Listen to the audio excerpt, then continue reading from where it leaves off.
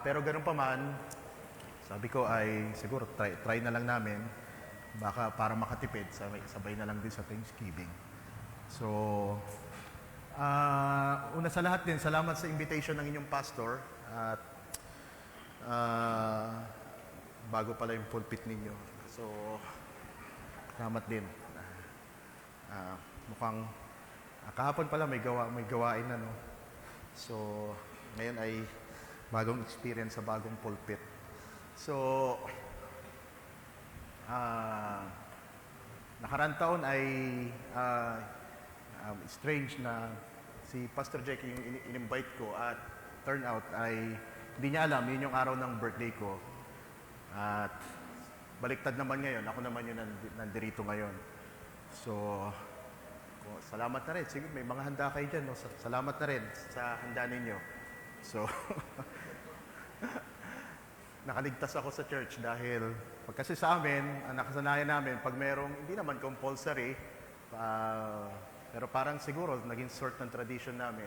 Pag meron nagbe-birthday na halimbawa Sabado o kaya Monday matatapat, Sunday sila nag-celebrate sa church. So since nandito ako, bukas pa naman, mukhang nakatakas ako sa handaan sa amin.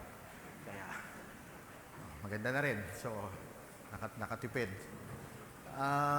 May mga kasama ako ngayon, pero unfortunately hindi ko kasama ang aking misis, aking anak.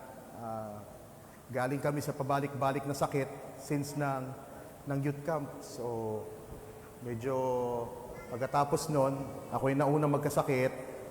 Then, Pastor Benji yan, nagkasakit din yan eh. Tapos, napasa ko, then napasa.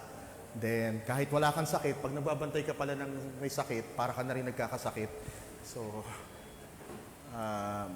pabalik-balik, though yung ubo ay hindi rin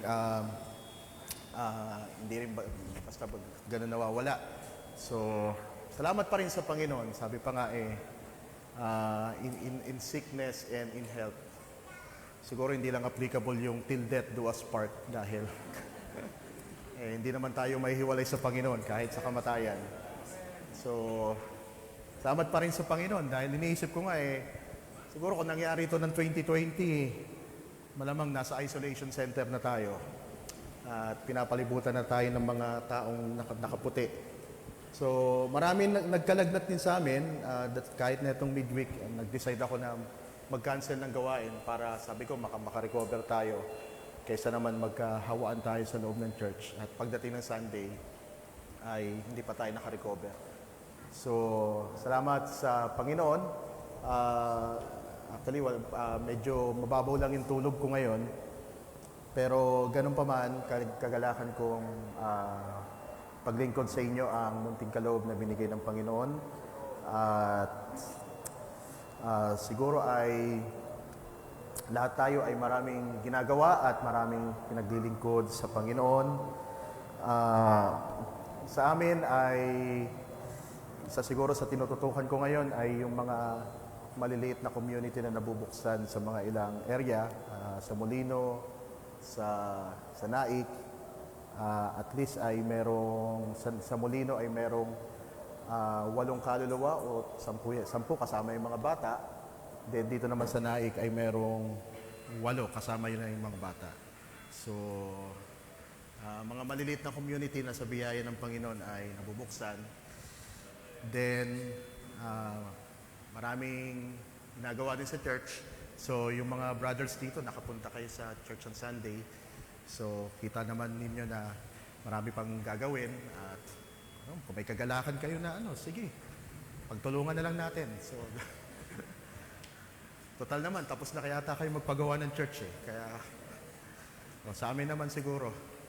So, biro lang, pero pwede niyong tutuhanin.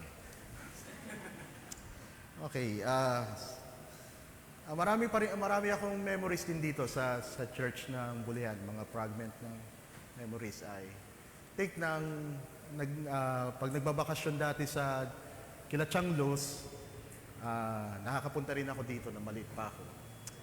Nag-grade 1 ako dyan sa elementary ng San Gabriel. I think na kaya dito siguro ay ako pag Sunday school siguro ako dito, di ko alam, di ko na maalala kung sino yung mga teacher dati. Pero naalala ko ay merong mga activity rin doon at merong mga play. Ah, low budget pa kasi dati yung Sunday school dati noon eh. Kaya yung ginanapan ko, ako si Moses. So, supposed to be yung tablet na parang babasagin, lalihagis, yun lang naman yung gagawin ko. Only Believe lang na songbook, hindi naman nababasag. Hindi ko alam kung, meron pa ba kayong songbook na Only Believe? So, yan, may mga memories ako na naalala ko. Nang ako ay nag-first year sa high school, nag-stay din kami dyan sa GMA. Although umatin ako sa Dasma pa din, pero pumupunta rin kami dito. Pag talagang sabihin natin walang pamasahe. So, meron akong mga kalaro dati na siguro ay hindi ko na hindi ko na nakikita ngayon. Yung mga anak ni Sister Ledesma. Yung mga yon, kasama ko yun na tumatakas lagi sa church. So, pupunta kami doon sa palengke dyan. Then, meron dyan video games eh. Tapos, pagkatapos mag-video games, naabutan pa namin yung merienda na 3 pisong lugaw. So, naiwan na rin ako dito sa church dahil hindi ko alam kung nandirito pa ba yung pet shop dyan sa may yung merong aquarium dyan. Wala na, no? Naiwan ako dati dahil sa kakatingin ng mga isda. Kaya, hindi ko makalimutan yon. So, I think dati yung bahay ni Pastor Franco, ni Chong Franco, dyan din. Meron din akong alaala na kasama ko yung ate ko, tapos nasira yung tsinelas niya, then sabi punta kami sa bahay ni Pastor Franco. Akala namin pahiramin kami ng tsinelas. Si ate binigyan ng alambre. O yan, tali mo. So, mga crusade, unang crusade ay dito kami nagpo-practice. I think si Pastor Eli, hindi pa pastor noon. So, somewhere 16 years ago o 15 years ago. So, tagal na. Bilis lang ng panahon. Kaya, ang panahon ay hindi natin to pwedeng tigilan, kundi ito ay umuusad at ating magamit ng tama. At isang bagay yan na meron lang tayong isang buhay at akin din nababalitaan na marami ring yatang kinuha ng Panginoon dito ng mga nakaraan. So, sila ay merong opportunity na magpahinga at tapos na yung kanilang takbuhin. Pero tayo, marami pa tayong gagawin. Ang Panginoon ang magdi-decide kung kailan tayo mag-i-stop, kailan tayo magpapahinga. Siguro, kung tayo maghanap ng pahinga muna ngayon dito sa lupa, baka matuluyan tayo ng pahinga.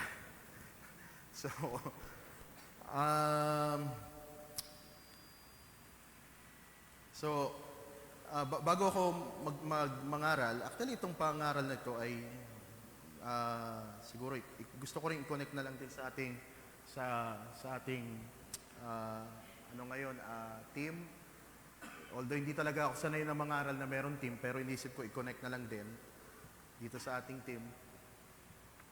So, ito yung napangaral ko na sa Bulacan, way 2 months yata. So, yun ay masyadong parang surprise invitation dahil si Pastor Benji, Sunday ako mangaral, Friday in-invite ako. Kaya 2 days lang, at hanap ako ng inspirasyon sa Panginoon kung ano yung pangaral.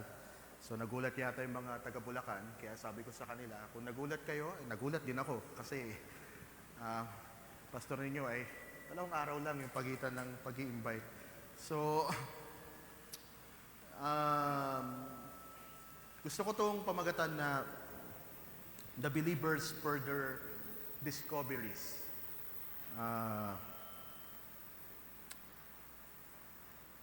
Pag ginamit natin yung salitang discovery ay para isang bagay na ating hinahanap o natutuklasan.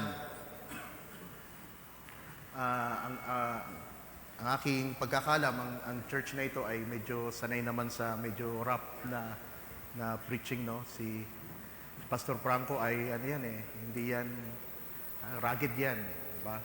Hindi yan ano. So, ang oras ay 10:30, 10:30 ba yan? Tama? 10:30, no? So, ito yung problema ko, Pastor Jack. Pag kinakabahan ako, napapahaba ako ng oras.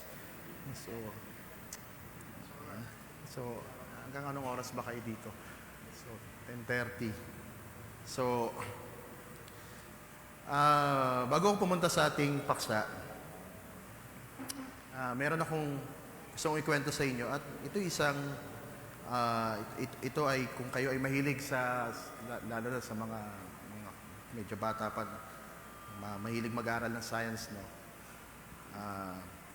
Merong isang klase ng species ng ibon, belong to sa tinatawag na flightless o yung na hindi lumilipad na parang imagine nyo na lang is ostrich, gano'n.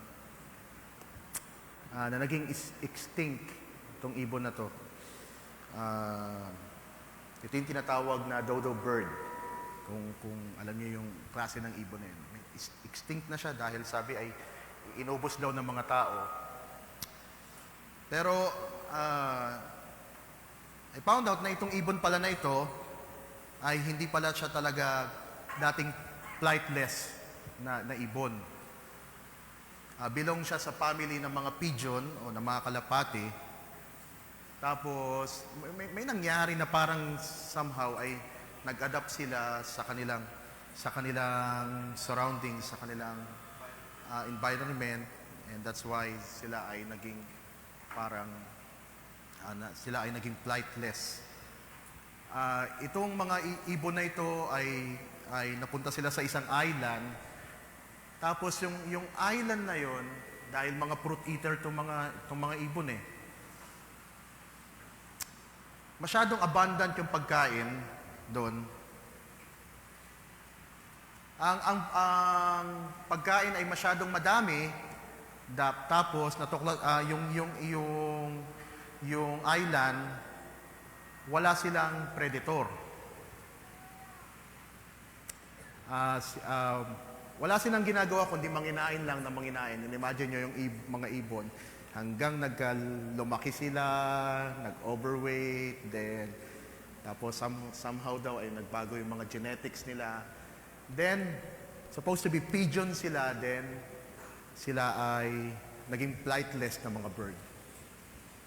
So, na-realize ko sa bagay na yon, so, yun ang isang danger pag siguro ay ang mga tao ay wala nang nadidiscover na bagay na bago o parang nag-i-stay sa isang kalagayan.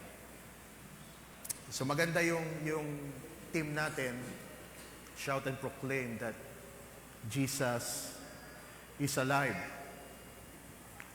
So, pwede namang sabihin ng mga tao yan eh, na buhay si Kristo eh. Buhay si Jesus. Sa mga disciples ni Jesus, alam niyo ba ay ng aking binabasa ang gospel, ang mga disciple ni Jesus ay mas madaling makatch up pag sinasabi ni Jesus, ako'y pupunta sa Jerusalem, papahirapan, mamamatay, at babangon sa ikatlong araw. Nagtataka ba kayo bakit sinabi ni Pedro ay huwag mangyari sa iyan? Alam niyo kung bakit? Dahil mas madali nilang paniwalaan na si Kristo ay mamamatay kaysa mabubuhay. Right? Mas madali nilang tanggapin o mas madali nilang parang ma-imagine.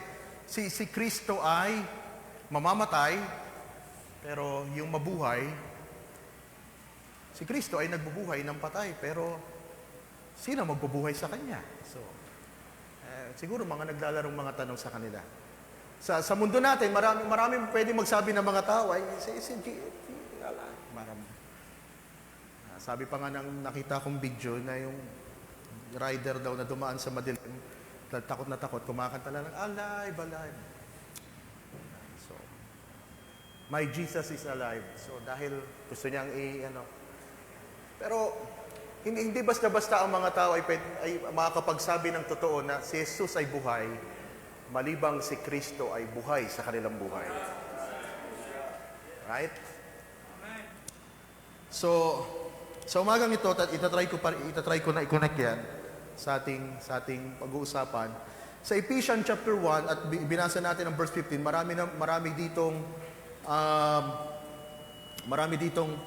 mga pointers, pero ang gusto ko lang ipakita sa inyo, dahil pagkatapos na sabihin ni Pablo,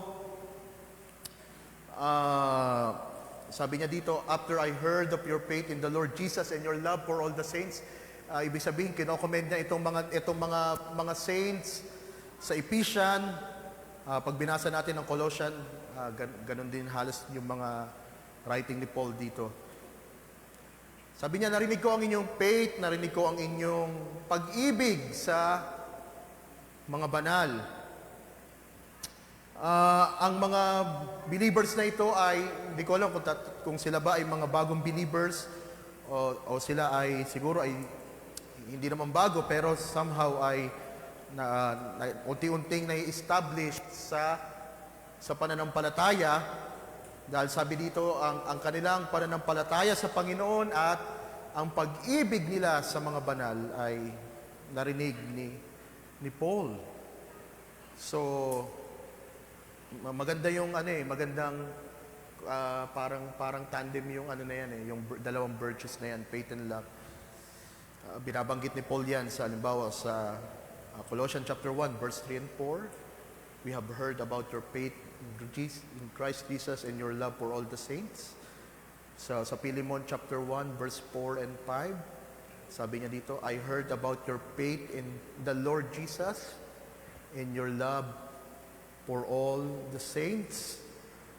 Then 1 Thessalonians chapter 1 verse 2 and 3, sabi dito, continually recalling before our God and Father your work of faith and your labor of love.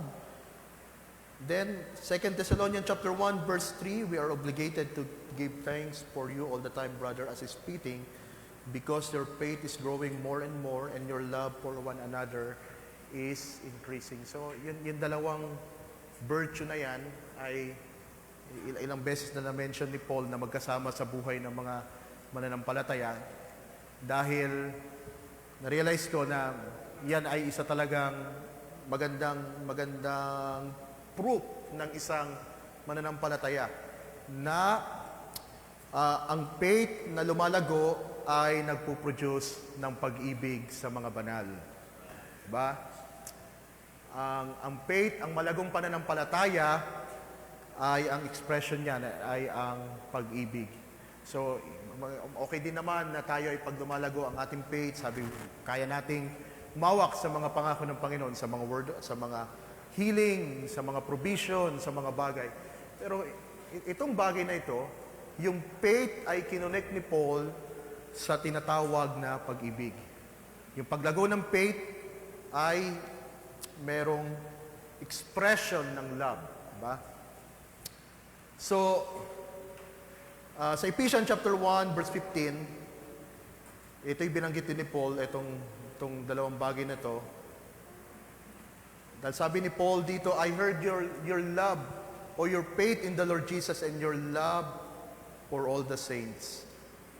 Sabi niya, pagkatapos kong marinig ang inyong pananampalataya at ang inyong pag-ibig, ang inyong pananampalataya sa Panginoong Kristo Jesus at ang inyong pag-ibig sa mga banal, then si Paul ay nagsabi niya, nagpasalamat siya, pero ang verse 17 ay nagpapakita ng parang sense ng urgency na si Paul ay manalangin, na sabi niya dito, that the Spirit, that the God of our Lord Jesus Christ,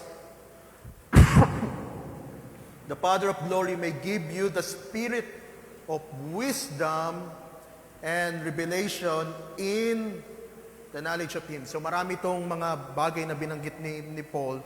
Pero ang nakita kong dahilan ni Paul, dahil itong mga believers pag binasa naman natin talaga, sa bandang taas din, itong mga believers na ito ay mga na-born again. Sabi pa nga, pagkatapos nilang mapakinggan ang word of truth, sila ay na-born again. So, alam niyo ba, ang isang ma-realize natin kahit sa ating literal na kapanganakan, pag ikaw ay pinanganak, ikaw ay magiging bahagi ng isang pamilya. Diba? Walang tao, maliban na lang yung mga lost, no? Yung mga walang birth certificate, di nila, o kaya naman, iniwan. Pero, commonly, talagang pag ikaw ay pinanganak, meron kang pamilya. Meron kang ma-recognize na pamilya, at ikaw ay lalago dyan, ikaw ay magkakaroon ng responsibility, accountability, dahil yan ang family, diba? And I believe yan din ay parehas sa ating spiritual birth. Nang tayo ay pinanganak sa kaharian ng Diyos, tayo ay naging bahagi ng pamilya ng Diyos. Right? Wala na dito yung ano ninyo eh. Dati may nababasa ako dyan eh. Sabi, not membership, but fellowship. So, wala na dyan. Di ko na nabasa. So, isang bagay yan na pagdating sa kapanganakan natin, sa kaharian ng Diyos, tayo ay naging bahagi sa kaharian ng Diyos. Na nalaman mo kung sino ang iyong mga kapatid, di ba? Of course, isa lang ang ating tatay. Isa lang ang ating pinanggalingan, isa lang ang nagluwal sa atin, ang ating Diyos, ating Panginoon. So, ano mangyayari? Dahil bilong tayo sa isang family, tayo ay hindi lang basta-basta nagsasama dahil by acquaintance ng flesh, or tayo ay mga magkakamag-anak. Merong strong bond na nagiging dahilan kung bakit ang mga mananampalataya ay nagpapatuloy na maglingkod dahil tayo ay bahagi ng isang pamilya ng Diyos. Diba? Hindi to yung dugo ng laman. Ito yung dugo ng kordero ng Diyos, ng katubusan. Diba? And that's why, when we belong to the family of God, of course, ay man natin sa hindi, kahit sa literal natin na family, pag lumalaki ka na, ay marami ka rin madidiscover sa iyong family. Na-discover ko sa amin sino yung pinakamatampuhin, sino yung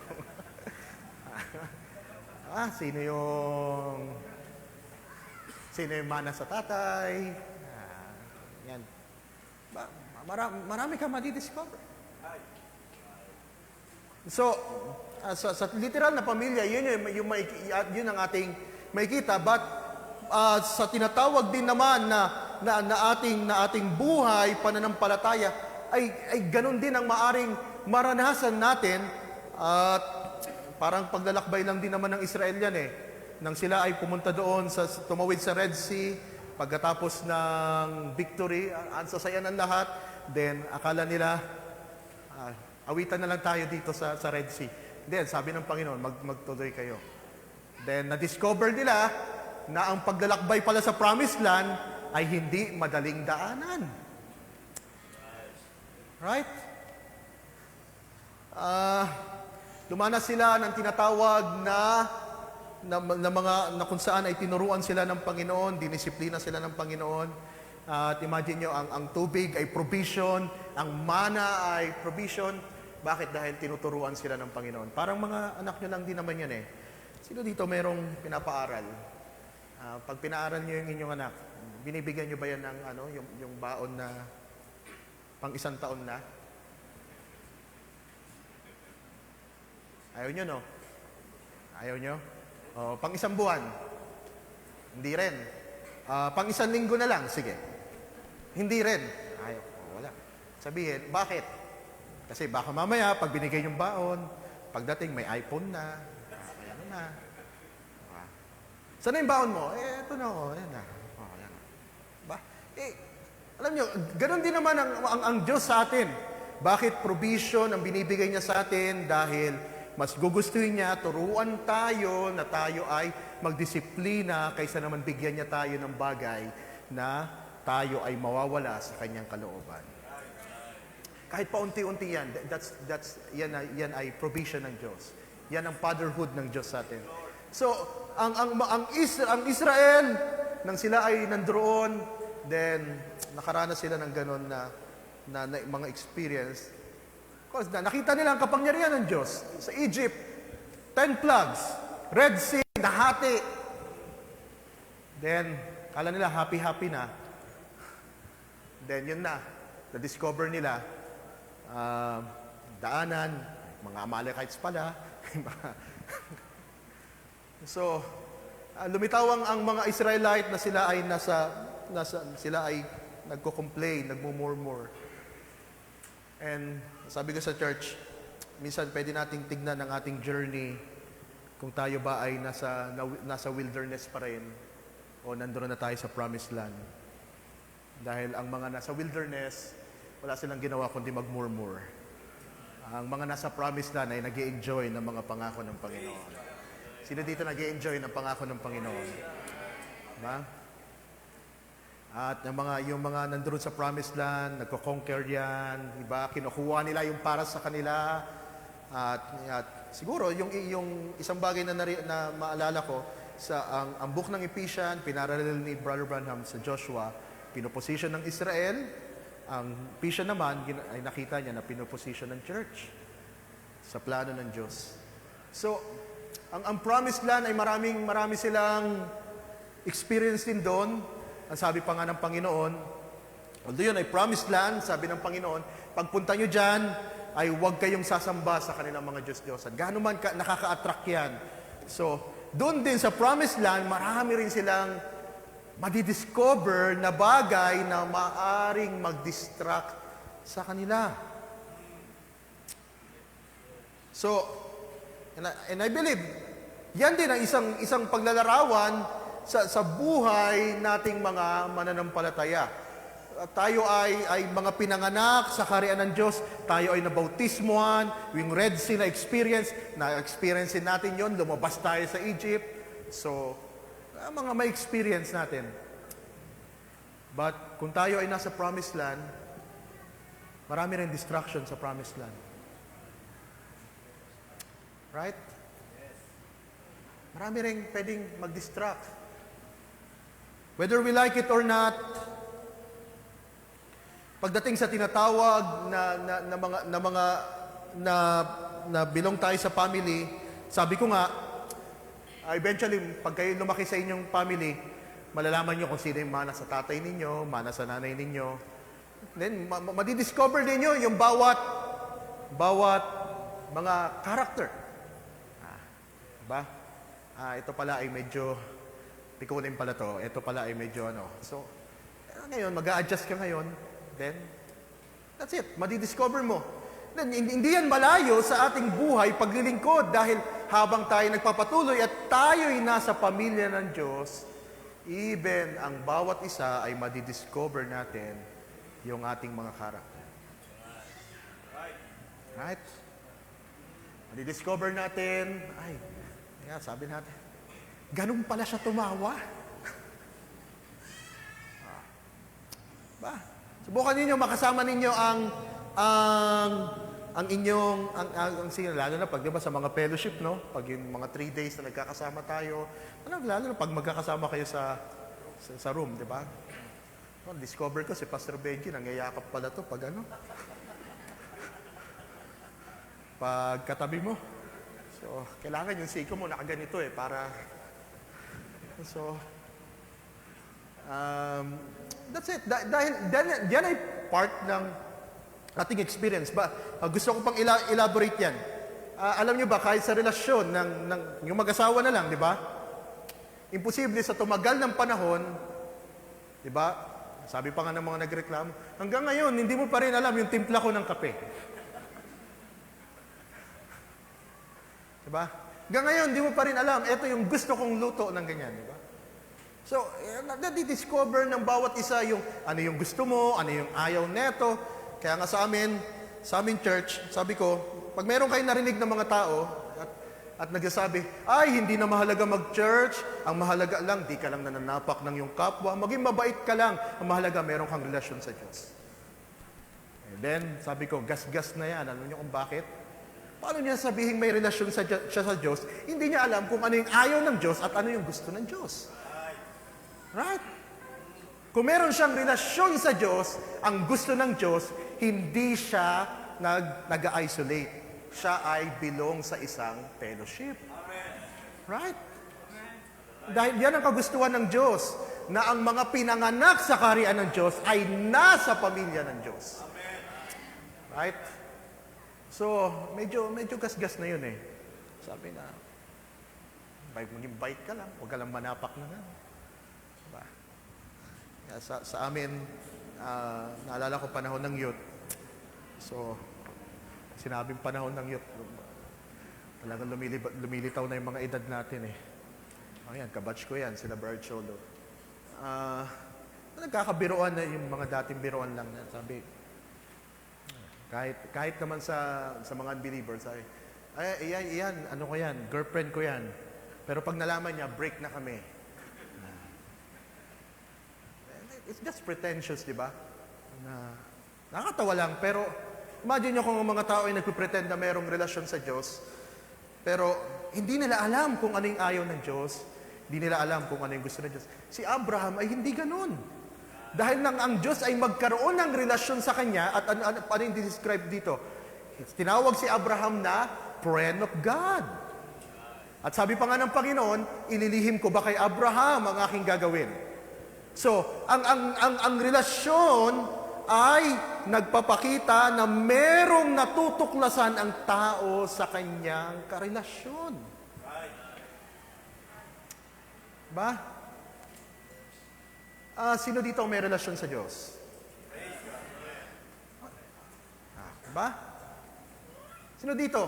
Hindi ko sasabing relasyon natin sa isa't isa. Hindi, relasyon sa ano. Pero yung relasyon sa Diyos, di ba? Dahil alam nyo ba, pag meron kayong, yun na nga lang eh, yung pag meron na nga lang kayong, di ba, pag tumatagal na kayo, sabi pa nga, yung tingin pa lang ng lalaki, alam mo na kung ano yung ibig sabihin eh. Hindi pa yan nagsasalita, nakatingin pa lang yan. Pero yung mata, parang nagsasalita na rin. Yung babae din, ganun eh. Alam niyo naman yung mga babae, di ba, yung mga sister. Mag-agree yung mga brother dito eh. Pag nagsabi yan ng oo, actually hindi yan. Okay ka lang? Oo. Yung oo nun, hindi talaga yun. So, ganun talaga. Kaya sabi ng isa na painggang kong preacher sa church daw nila, pag kinakanta daw yung Blessed Assurance, hirap na hirap daw kantahin ng mga sister yung line ng perfect submission.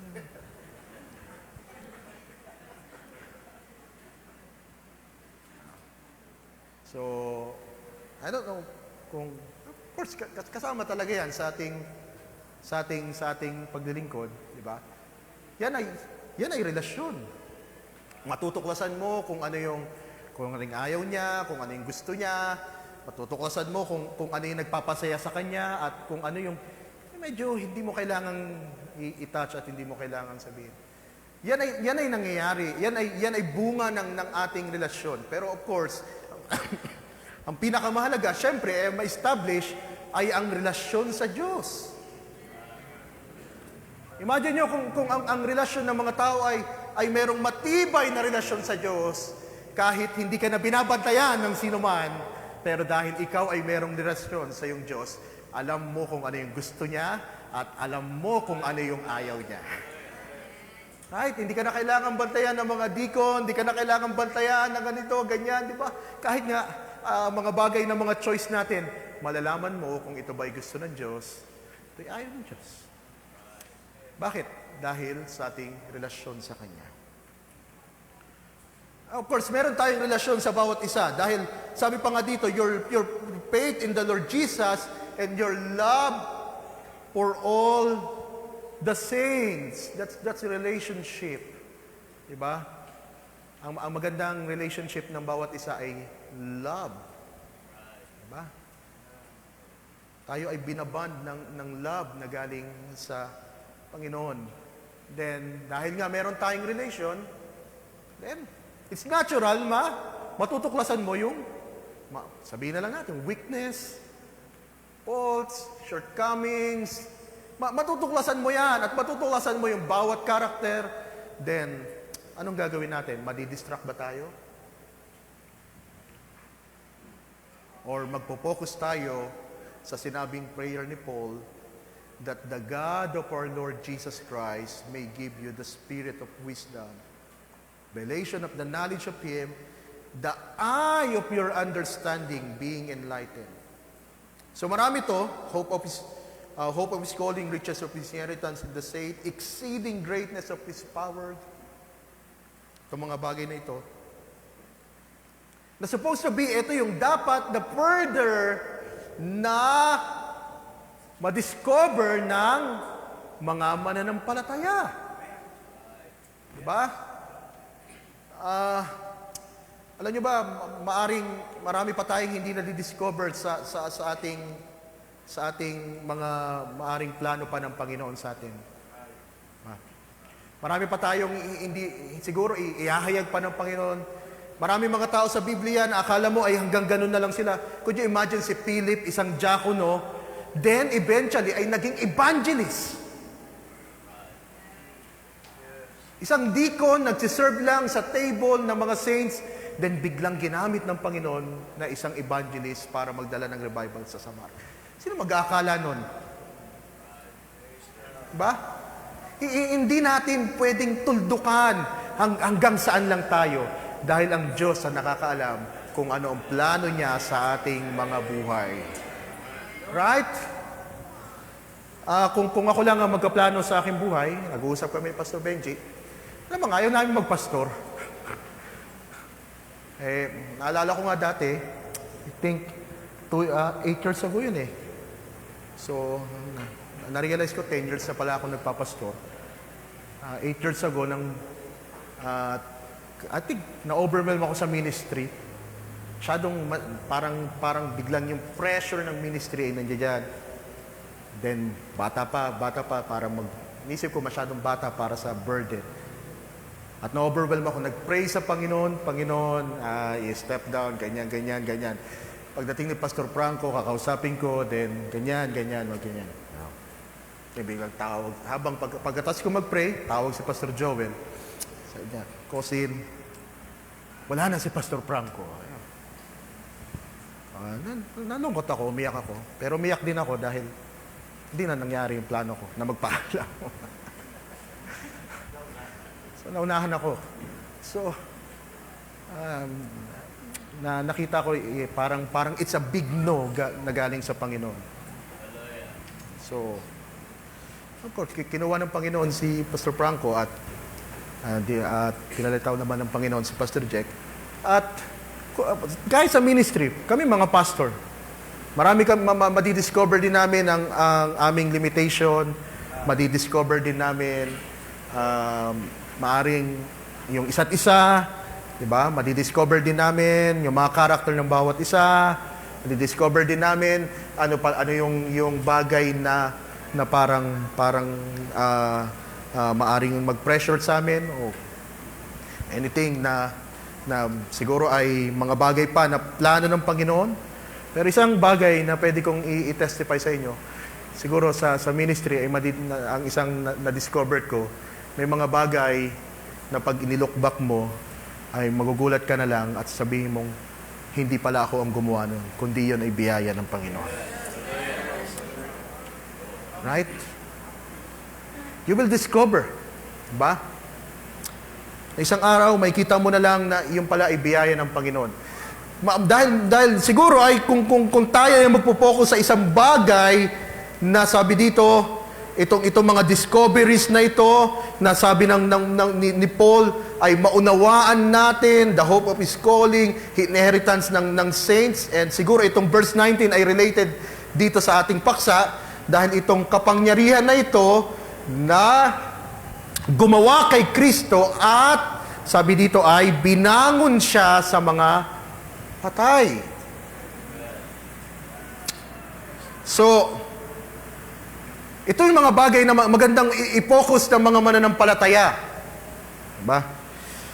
Dahil nang tayo ay na-born again, hindi naman tayo na-born again dahil nanampalataya tayo sa kaagarang nakita nating plano ng Diyos sa ating mga buhay at Kanyang magiging dulo natin. Na-born again tayo dahil simply nanampalataya tayo na kailangan natin ng tagapagligtas. Right?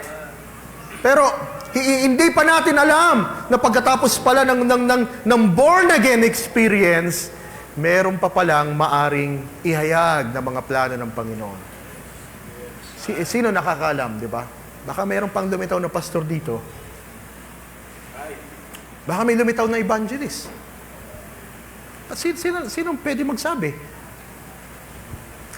Siguro, iniisip ng mga tao, ay siguro kung merong taong magdadala ng revival sa Samaria, siguro si ganito, si ganyan. Pero, imagine nyo, si Philip, deacon, ginamit ng Panginoon. Na mag-aakala. Ba? Kaya, wag niyong ilimit ang inyong mga buhay sa pwedeng gawin ng Diyos sa inyo. So, ito yung tinatawag na hope of His calling. Ano yung pag-asa sa pagkatawag niya sa atin? Hindi ko na ito masyadong elaborate, pero ito yung magandang, sabi pa nga, the eye of your understanding. Yung mata na makaunawa, dahil na-realize ko nung panahon na nahulog ang tao sa kasalanan, ang isa naging loophole ng kaaway, sabi ng Genesis chapter 3, nang makita ng babae na maganda yung fruit. Ano nag-attract sa kanya? Ang nag-attract sa kanya ay nang makita ng kanyang mata. Kaya nga, kung tayo man ay ma-attract sa discoveries na ito, ang isang bagay na magiging dahilan niyan ay pag itong mata ng pagkaunawa ay maliwanagan. Diba? Lalong-lalo na, sabi sa ating panahon, bumili ka ng pamahid. Para yung mata mo daw ay makita. Dahil, pag ito'y hindi natin pinursu, ito'y sinabi ko na rin sa aming church, madidistract tayo ng mga bagay na ating nakikita. Yun ang alam pwede mo makita sa sarili mo eh. At eventually magtatanong ka, anak ba talaga ako ng Diyos?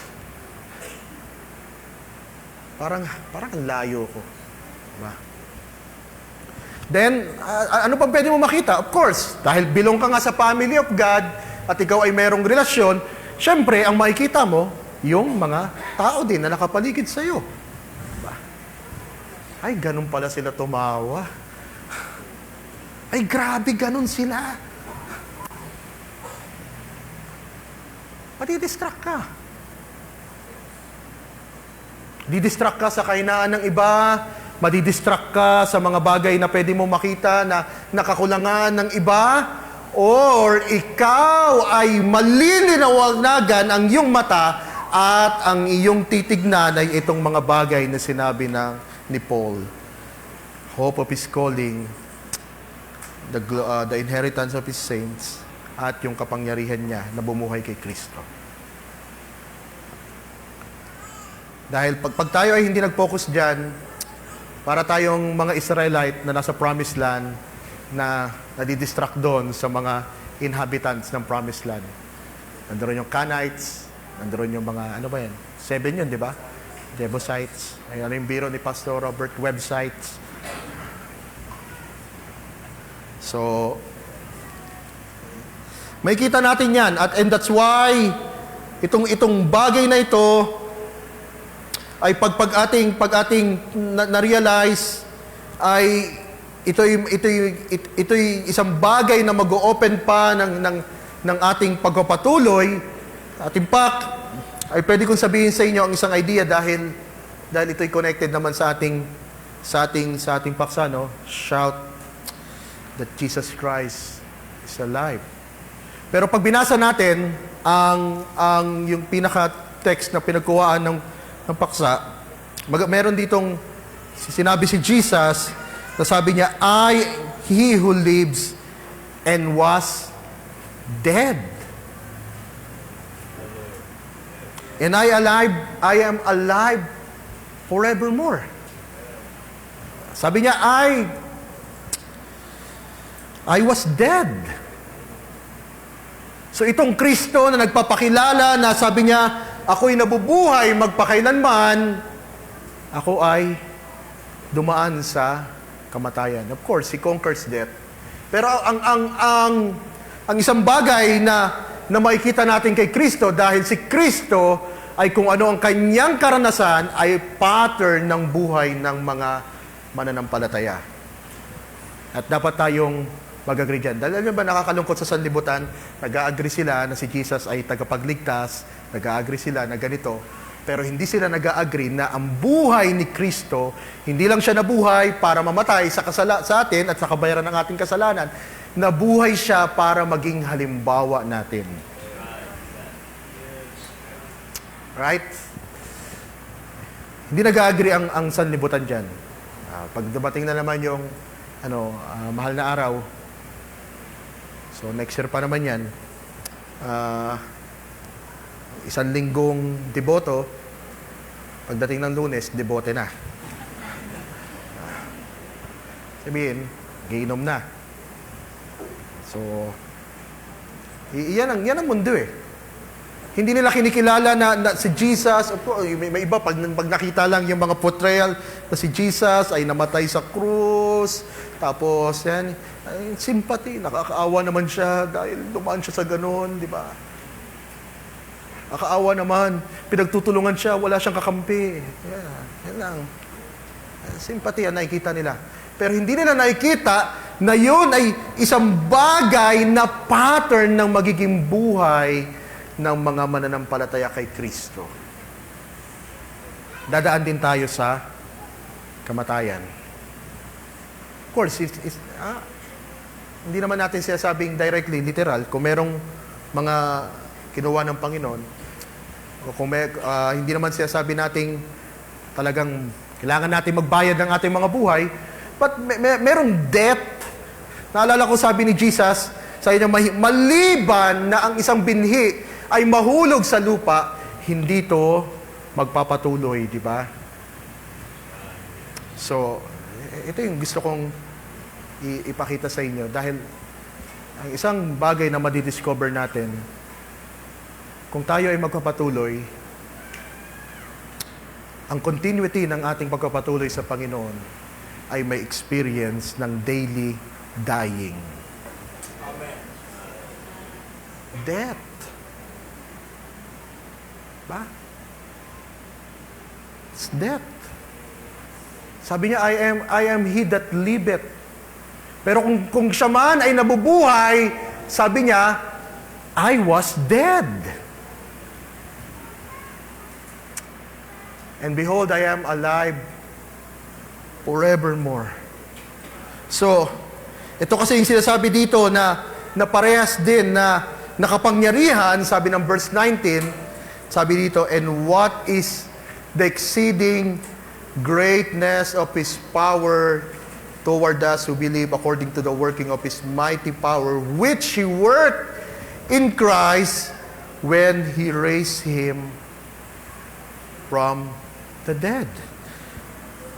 So, sa Romans chapter 6, ang issue dito ay yung continuity ng buhay ng mga mananampalataya at merong ni-raise up na point si Paul. Sabi niya dito, what shall we say? Verse 1, shall we continue in sin that grace may abound? Sabi niya, certainly not. Ang pagpapatuloy ba natin ay magpapatuloy ba tayo sa kasalanan para ang biyaya ay sumagana? Sabi niya, hindi pwede yun. Sabi niya, how shall we who died to live any longer in it? Or do you know that many as were baptized into Christ were baptized into His death? Therefore, we are buried with Him through baptism into death, that just as Christ was raised from the dead by the glory of the Father, even so we should also walk in the newness of life. So, mabuti sinabi, we should also walk. Hindi sinabing, sabi pa nga, ay kung tatagalogin natin, hindi sinabing, baka sakali, baka lakad tayo. Alatsamba yun. Diba? Alatsamba yun, walang kasiguraduhan. Dito, hindi to alatsamba. Ang pinapakita dito, we should walk in the newness of life. Sa isang bagong buhay. Although magandang minsan sabihin natin, binago ng Diyos ang aking buhay. Pero bakit binago ng Diyos ang ating buhay? Hindi lang sa salitang binago, kundi may taglay na bagong buhay. In the newness of life. So itong tinatawag ni Paul na sabi niya, hindi pwedeng magpatuloy, hindi tayo pwedeng magpatuloy sa kasalanan at para ang biyaya ay managana. Bakit? Dahil nga, sabi dito, tayo ay namatay na. We are, sabi dito, buried with Him.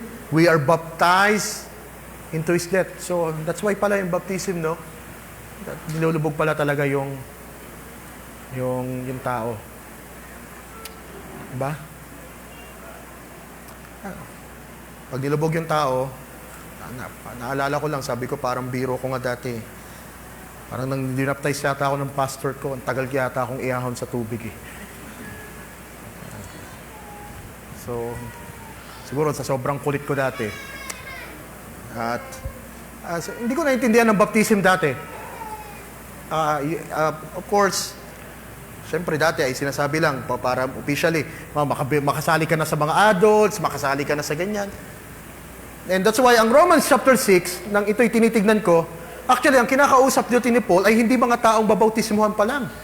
Ang mga kinakausap niya dito ay mga taong binautismuhan na.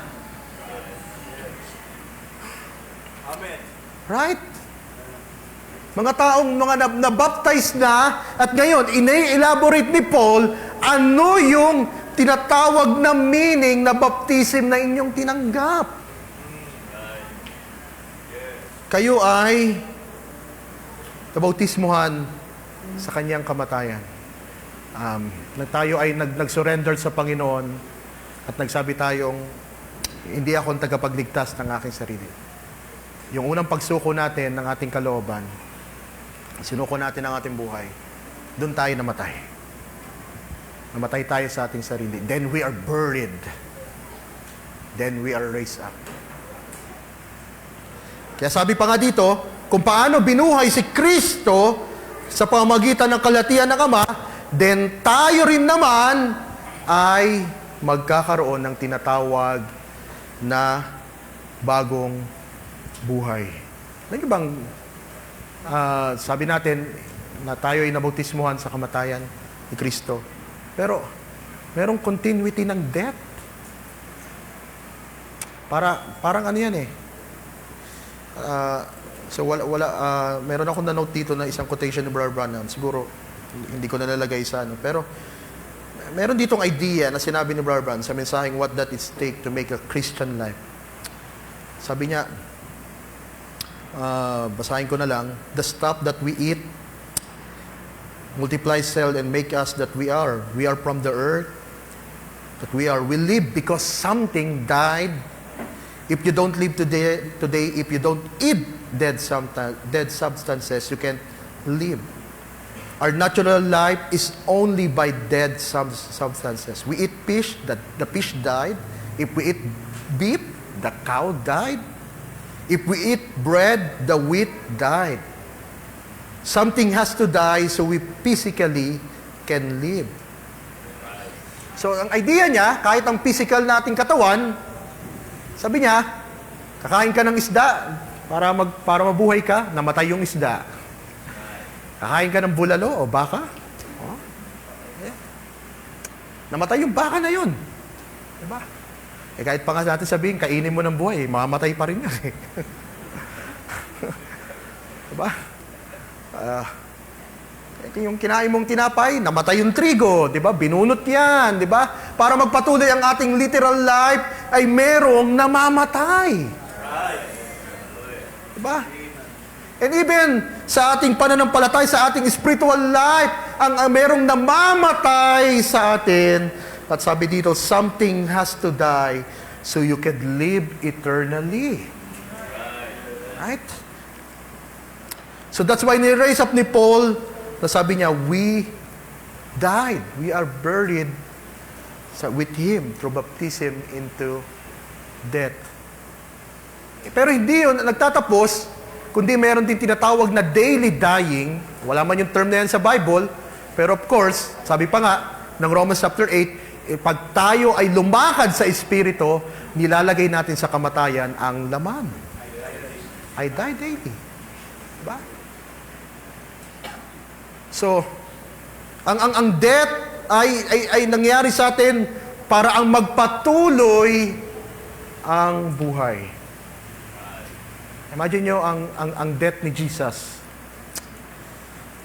Ang death ni Jesus, pwede tayo mag-question, bakit kailangan pa ng krus, di ba? Masyadong nakakaya ang krus. Masyadong masakit. Pwede namang less painful death. Decapitation, beheaded, John the Baptist. But krus, nakakaya. Papasan ka ng krus. Tapos, ibabalandra ka. May kita ng mga tao, you are condemned, then you will die. Painful death. That's why ang anak ng Diyos, kahit siya'y anak ng Diyos, dun sa Garden of Gethsemane, nanalangin siya, sabi niya, Ama, kung maaari lang, huwag kong daanan itong saro na ito. Pero, sabi niya, eventually, huwag mangyari ang aking kalooban. And alam niyo ba, ang na-realize ko, ang isang nagiging hindrance sa ating daily dying ay ang ating sariling kalooban. Kung si Kristo ay nasunod yung kanyang kalooban, hindi siya dadaan ng kamatayan. Pipigilan niya ang kamatayan. Ang ating hindrance sa ating daily dying ay ang ating will. Of course, pag hindi tayo dumadaan sa daily dying, hindi rin naman lumilitaw at nagpapatuloy yung buhay.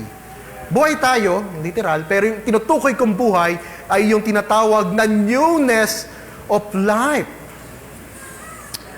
So, nanganganak ng Diyos ay nandoon, nananalangin. Wag masyadong masakit, masyadong ano. And sometimes ganun talaga ang daily dying. Lalagay ka ng Panginoon sa mga sitwasyon na hindi mo alam, iyon ay opportunity para magpasubmit sa daily dying. May isang verse na siguro lagi na may misunderstood ng mga tao. Ginagamit sa mga graduation, ginagamit sa mga business. Hindi ko alam kung ginagamit nyo yan. I know the plans that I for you. Lalagay natin yan sa mga ating ano. Pero context-wise, basahin niyo yung context ng verse na yun. Kinakausap ang Israel, sabi ng Panginoon sa Israel, dahil sila ay exile sa Babylon, sabi ng Panginoon, kahit kayo ay nasa Babylon, yung mga inyong mga kaaway, yung mga inyong mga adversary, pakisamahan nyo sila, ipag-pray nyo yung city nila, at kayo ay magpakadami dyan. Kaya huwag kayong mananakit sa kanila, kung lumakad kayo na kayo ay mag-pray ng prosperity nila. Hindi maintindihan ng Israel yun. Bakit namin ipagpipray itong mga Babylonian? Itong mga Babylonian na ito ay sinunog ang Jerusalem, kinuha kami, tapos biniyag kami. Then, sabi mo ay pag-pray namin. Then, sagot ng Panginoon, I know my plans toward you. Alam ko ang plano ko sa inyo. Alam ko yan. Alam ko ang ginagawa ko sa inyo. Sometimes, ganun ang isang karanasan sa daily dying dahil tinadala tayo ng Panginoon sa tinatawag na yung ating will ay kailangan sumuko sa Kanya.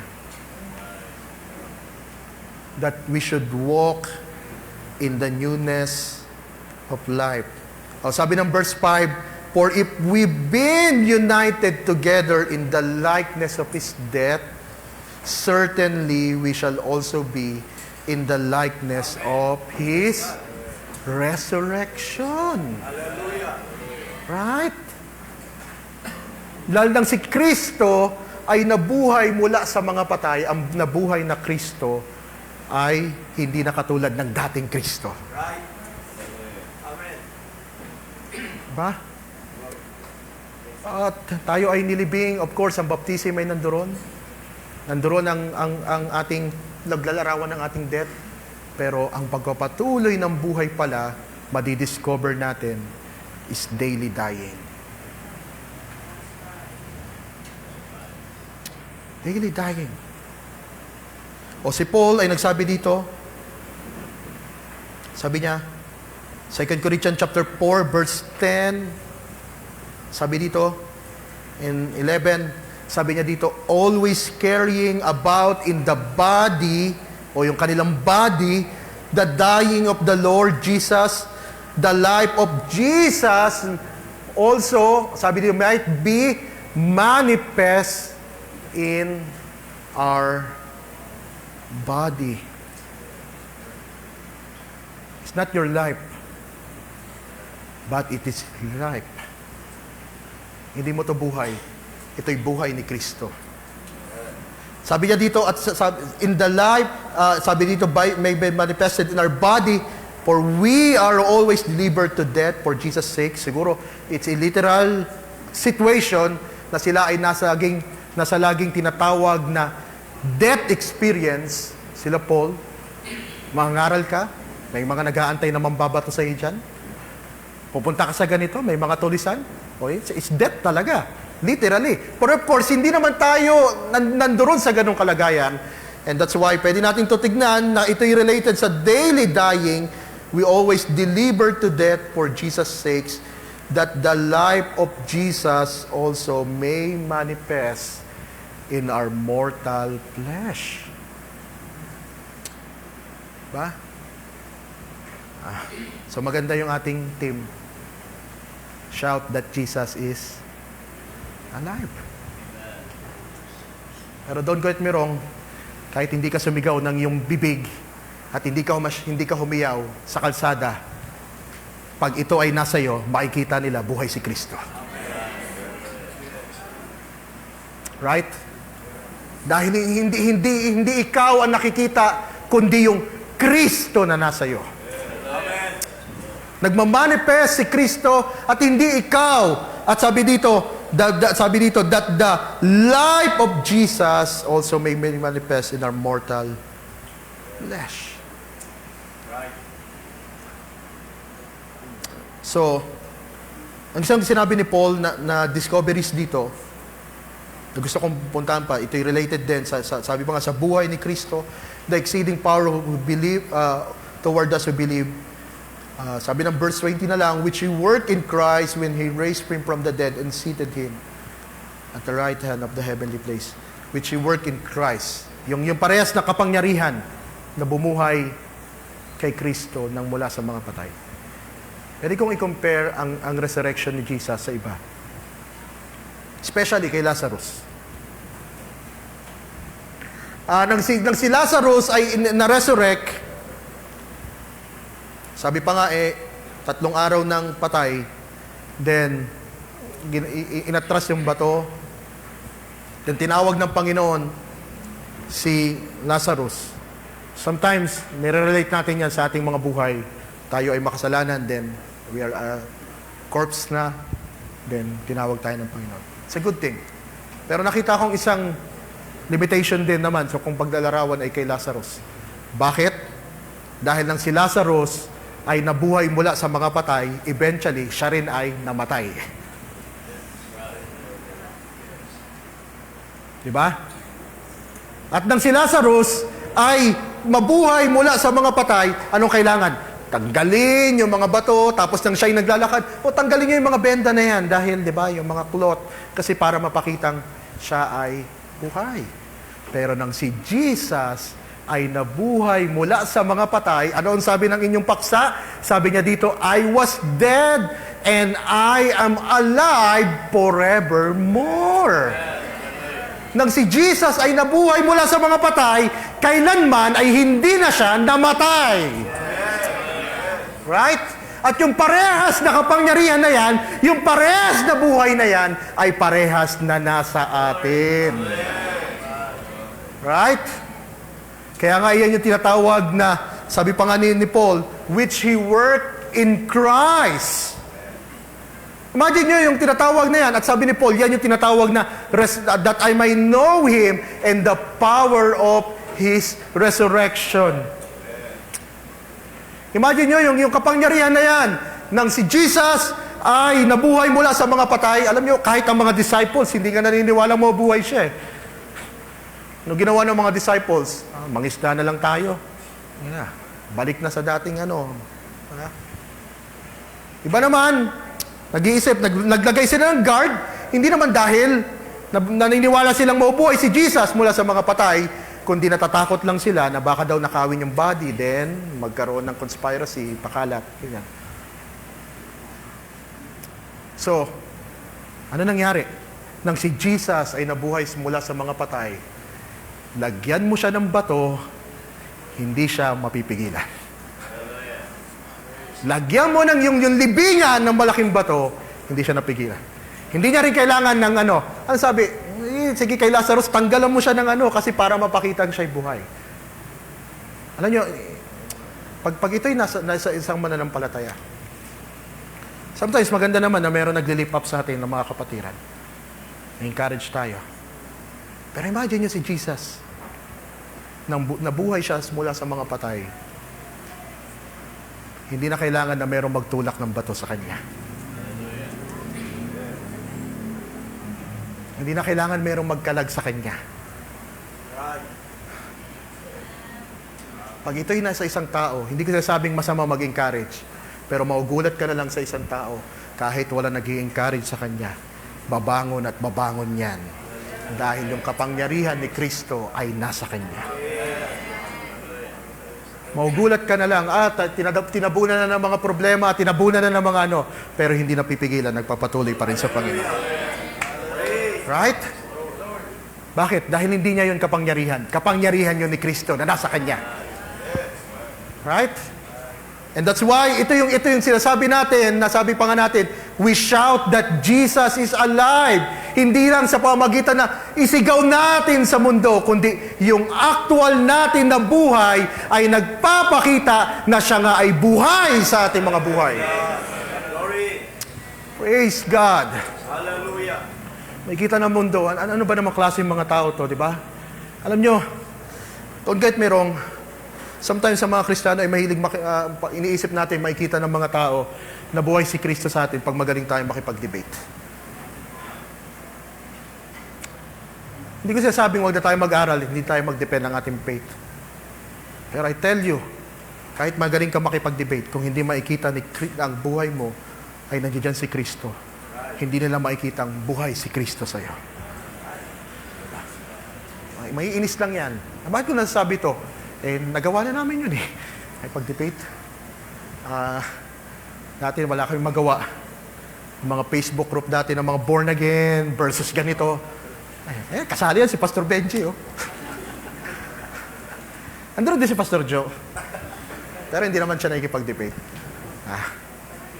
Wala lang, may pag-debate kami, kaya namumunan. Ano mangyari? Mumurahin ka na lang, galit na yung mga sa'yo, dahil, syempre, kino-corner mo yung mga tao, pero hindi mo sila nawiwin. Akala natin na pag tayo ay magaling makipag-debate, of course, pero hindi yan. Ang nag-a-attract sa mga tao ay hindi yung galing natin, hindi yung talino natin, kundi yung buhay na nasa atin. Right? Dahil sila mismo ay kailangan din nila ng buhay na ito na nasa atin. Kaya kung mapapakita natin itong buhay na ito, anong klaseng mga tao na ito, Sabi pa nga, hindi ba kayo nagsasawa? Sunday, Miyerkules, paikot-ikot ang inyong buhay dyan. Ito yung buhay namin ang maglingkod sa Panginoon. Amen. Hindi namin ito buhay. Ito'y buhay ng Diyos na nasa amin. Right? Ba? Kung tayo lang ang may gusto nito, Diba? Magsasawa tayo. Pero dahil ito yung gusto ng Diyos sa atin, hindi tayo nagsasawa maglingkod sa Panginoon. Praise God. Hallelujah. Amen. Kaya nga, itong kapangyarihan na ito, dahil ito'y connected sa ating team, ito yung further na dinidiscover natin.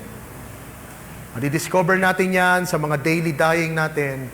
Then maugulat ka na lang, itong resurrection power ay nakikita at nag-manifest sa iyo. Right. Walang nakapigil kay Jesus. Bantayan siya ng mga guard, lagyan mo siya ng bato, walang nakapigil sa kanya. Lazarus namatay din, pero si Jesus, nang nabuhay mula sa mga patay, hindi na siya namatay. Praise God. At ang gusto kong sabihin sa inyo, kung ito yung buhay na nasa atin, at ito yung isang karanasan natin, kung tayo ay merong ganito, at tayo ay nabubuhay sa ganitong karanasan, kung tayo man ay nabuhay sa ganitong buhay, hindi na tayo babalik sa mga patay na gawa ng sanlibutan. Diba? Dahil katulad yan ni Kristo, nang siya ay nabuhay, hindi na siya bumalik sa kamatayan. At tayo rin naman, kung ito'y nasa atin, kung tayo ay may buhay na ganito, hindi na tayo babalik sa mga patay na gawa ng sanlibutan. Sa mga patay na gawa ng kasalanan. Kaya nga sabi ni Paul, ang argument niya sa Romans chapter 6, paano pa tayo magpapatuloy sa kasalanan? Patay na tayo doon. At si Kristo na yung nabubuhay sa atin. Hindi na tayo pwede magpatuloy doon. And that's why, brothers and sisters, ang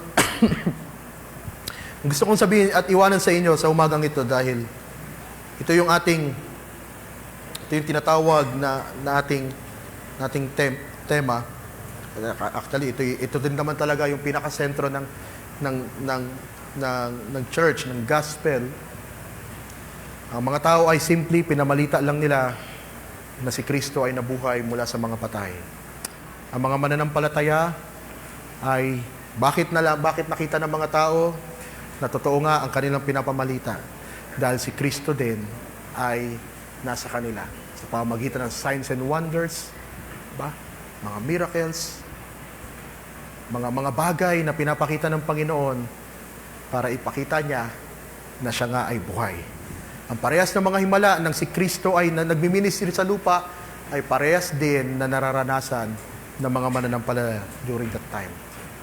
And I believe, isang bagay yan na dapat patuloy nating nararanasan. Kung merong mga miracle, salamat sa Panginoon.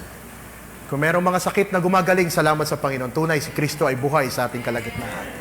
He is the same yesterday, today, and forever. Yung Jesus na manggagamot dati, ay parehas pa rin na manggagamot sa ating panahon. Right? So, hindi natin kailangan to gawing complicated. Kailangan lang makita lang yung ating buhay. Dahil pag nakita ng mga tao ang ating buhay, sabihin ng mga tao, ang buhay nga si Kristo sa buhay ng mga taong ito. We shout, hindi man tayo sumisigaw literally sa mga lansangan, pero ang buhay natin, sumisigaw, si Kristo ang nabubuhay sa akin. Gusto ko pang sabihin sa inyo ang isang kaisipan.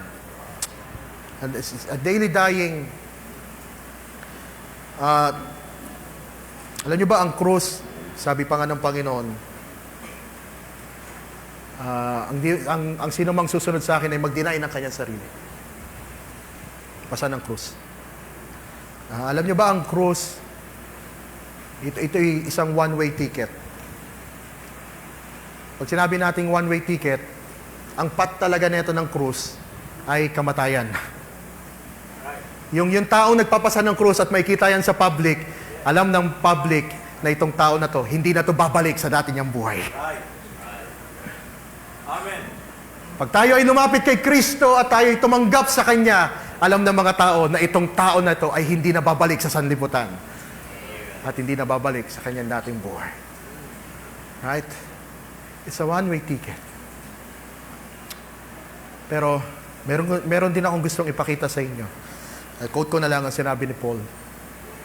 Sabi niya, I am crucified with Christ. Therefore, I no longer live. Jesus Christ live in me. Oo, sabi na narinig natin, ang krus ay dapat pinapasan natin yan.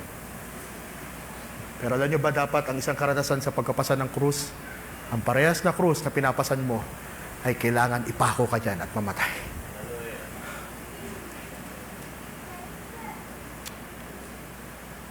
Para lumitaw si Kristo. Kaya minsan, nabibigatan tayo maglingkod, sabi natin parang ang hirap na. Hindi kaya pinapasan pa rin natin yung krus? Ang isa palang magandang karanasan, hindi lang ipasan yung krus. Kailangan yung krus, ipako na tayo doon at mamatay na tayo doon. Para yung bagong buhay ay lumitaw. Dahil minsan, para tayong mga nagbubuhat ng krus, nakakapagod na. Kailan ko ba ito bubuhatin? Wala akong magagawa kasi tumanggap ako ay Kristo.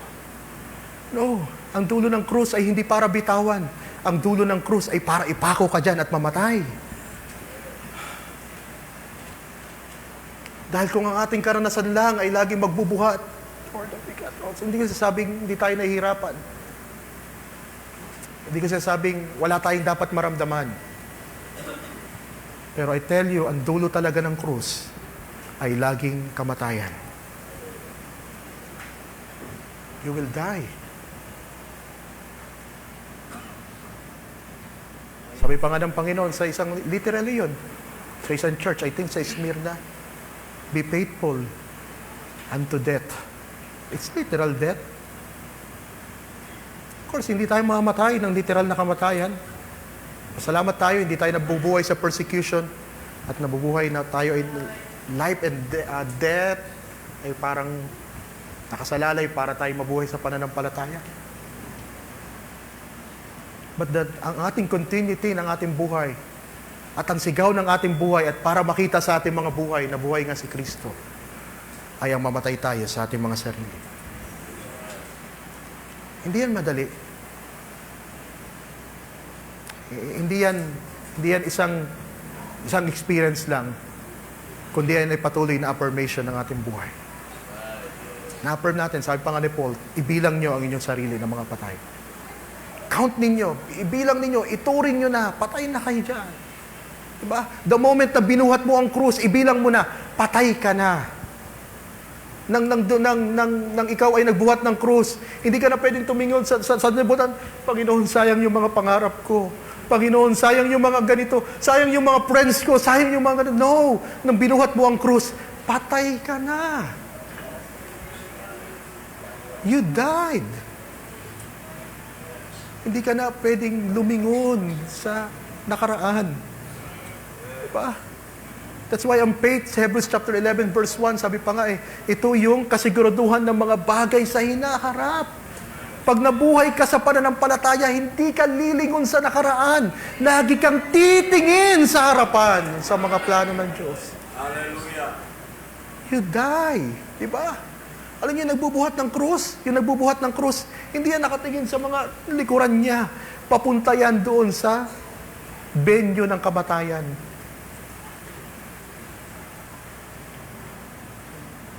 And I tell you, brothers and sisters, hindi yan madali. Hindi ko sinasabi ito na para sa inyo lang. Even kami, mga pastor, kailangan namin ng ganitong karanasan. We need to die. Hindi ito ganun kadali.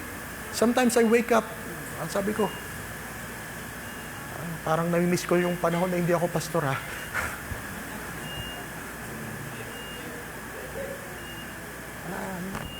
Totoo pala, pag nagano ka, ang buhok mo, ninipis na, yung mga ano.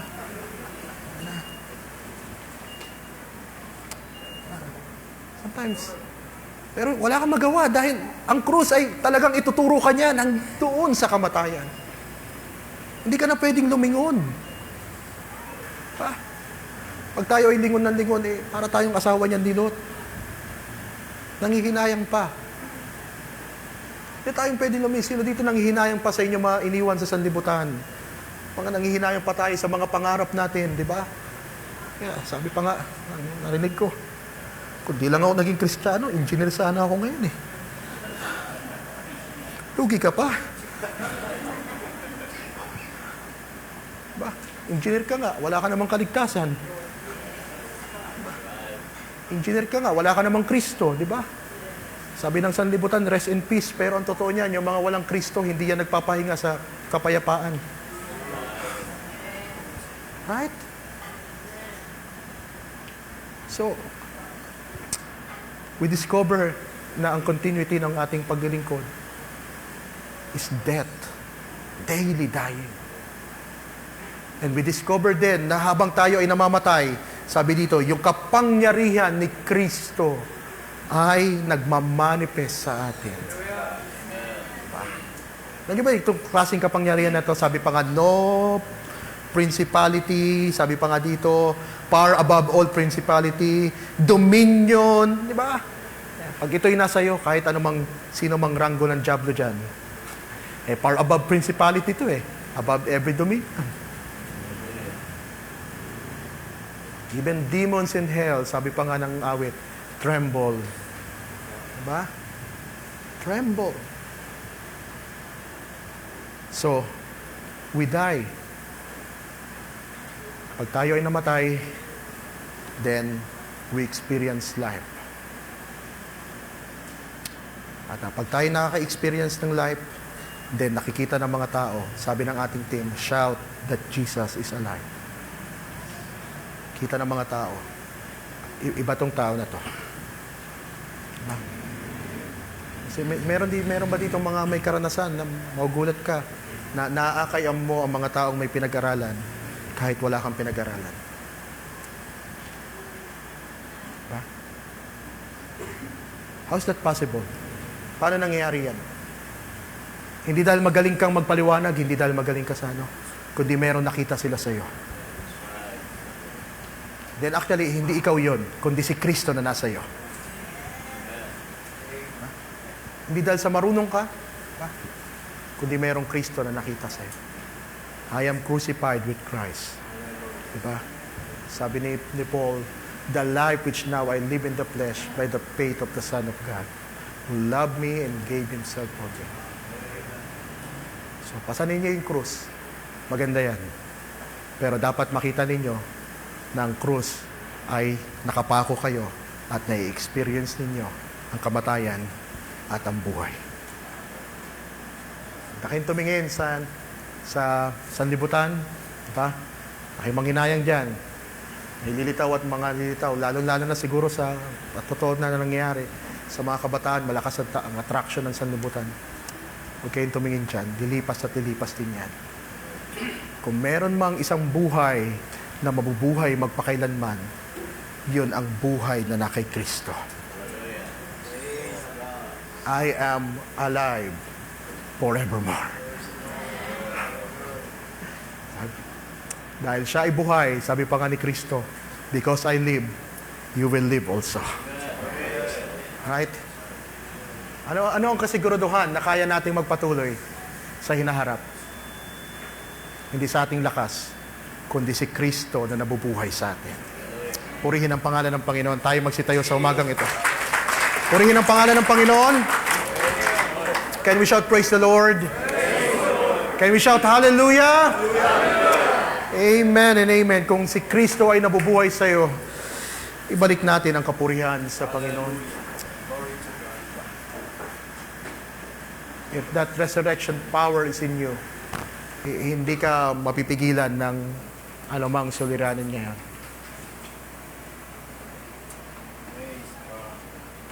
Tumayo ka sa kapangyarihan na yan. There's more na pwedeng iparanas sa iyo ng Panginoon.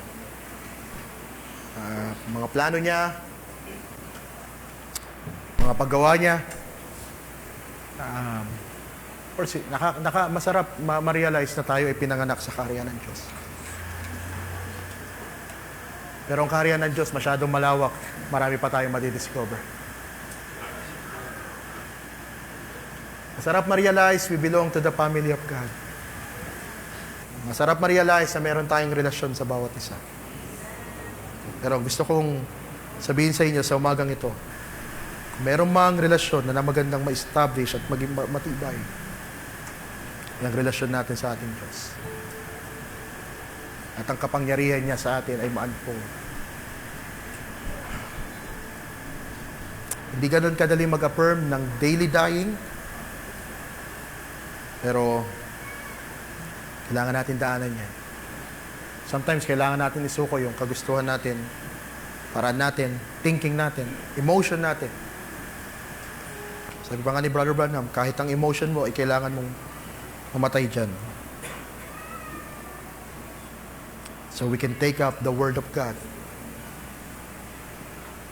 And sometimes, ang ating pakiramdam ay maaring iba sa gusto nating tayuan. Pero, kailangan nating mamatay kahit sa ating pakiramdam. Para ang buhay ni Kristo ay makita sa atin.